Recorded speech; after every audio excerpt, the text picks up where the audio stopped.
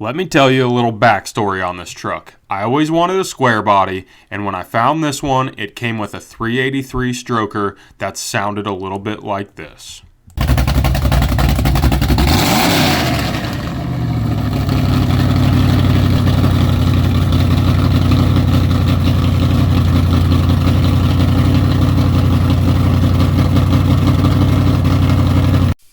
Fast forward a couple weeks and you know I had to find some period correct wide wheels and tires for this thing. And of course we had the bright idea of mounting the tires in my friend Ryan's driveway using some persuasion, aka starting fluid and a blowtorch. You know I couldn't just leave this truck alone, so I had to build a new LS motor for this thing, equipped with a bigger cam, all kinds of fancy orange and chrome parts to look good under the engine bay of this thing. So that brings us to where we are today. We're restoring an 86 square body Chevy truck. So far we've done the LS swap, we've repainted the whole truck, and now we're finally getting this thing ready to go back together. I've got a whole lot of parts to unpack, so let's see what we got. I got boxes piling up in the garage. I've got to start getting parts on the truck because I no longer have room to store these parts and the boxes that are coming in.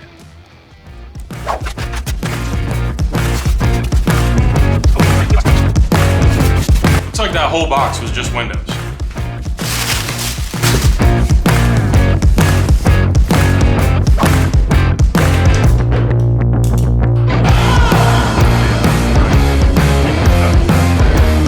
Crazy. A lot of the stuff on these old trucks go together with a Phillips screwdriver. I swear, just the taillights make it look so much better, which motivated me to get the front turn signals on. It only took me 30 minutes to find this part number to make sure it went to this specific hole on LMC's website, because they're not labeled, it just has a part number. So you could order 100 of these and you have no idea where they go on the truck unless you go inside to your computer and look up the part number and where it goes, because the packing slip only lists the part number, not the description.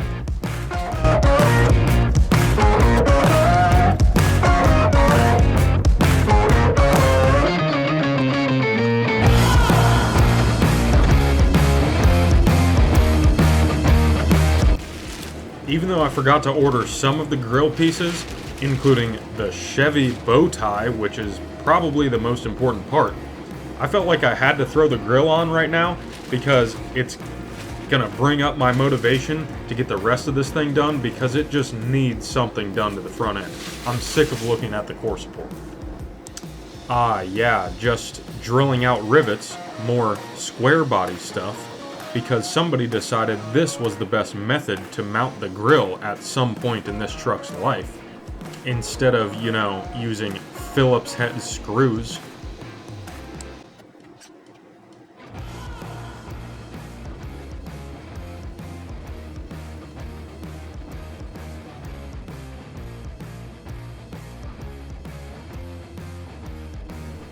I really wanted to get the windows in this thing because I feel like the windows are probably the most annoying part, and boy was I right.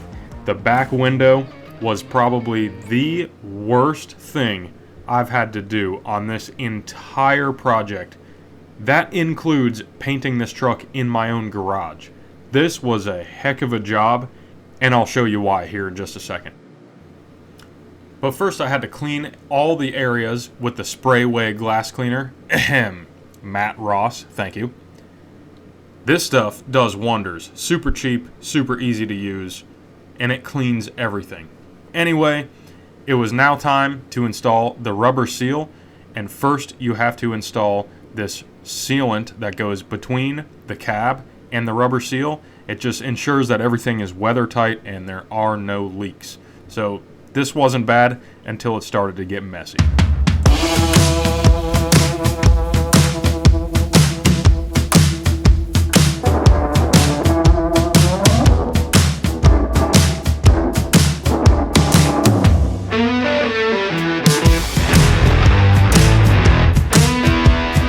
As you can see, I got the other side in to the seal, so I thought, and then I came to the side closest to the camera, and it wasn't even close.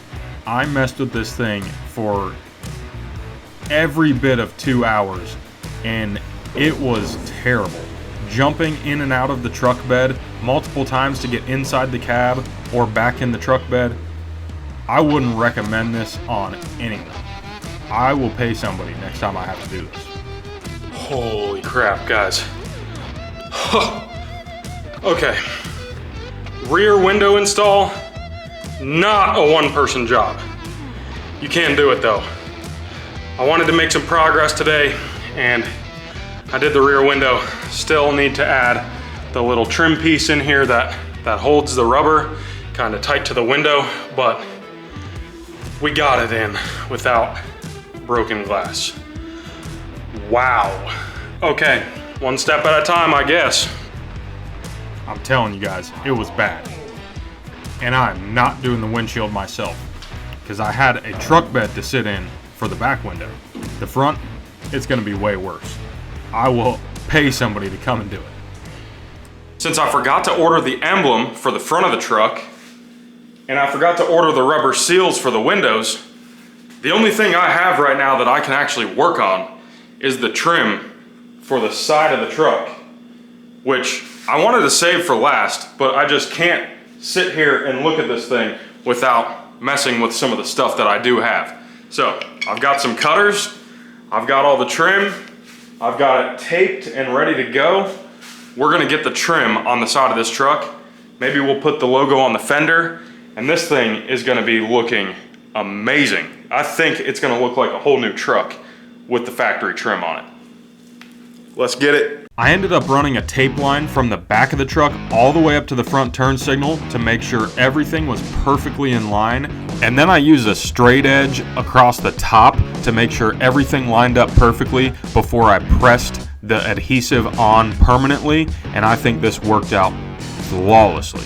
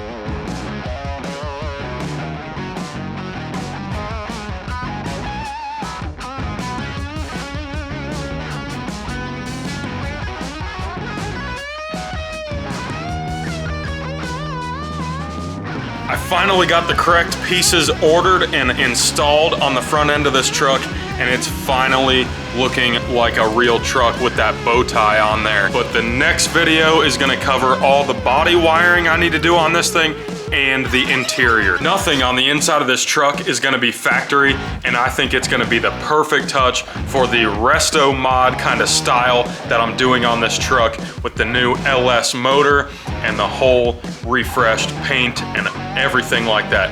So make sure you guys stay tuned. We'll catch you in the next one.